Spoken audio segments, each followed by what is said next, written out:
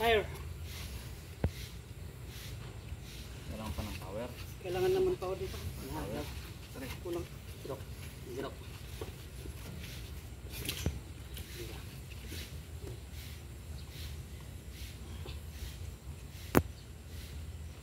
Bilang tayo.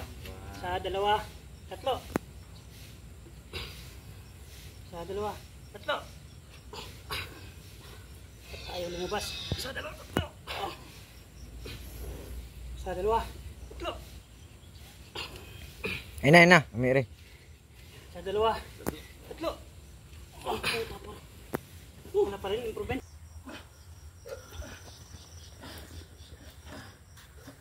Yun na. Yun na.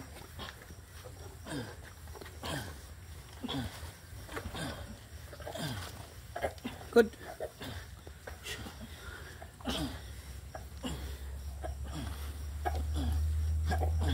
Sige.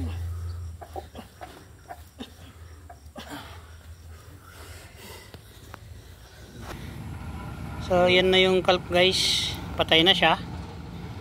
So malalim na yung mata niya, masyadong malaki, oversize.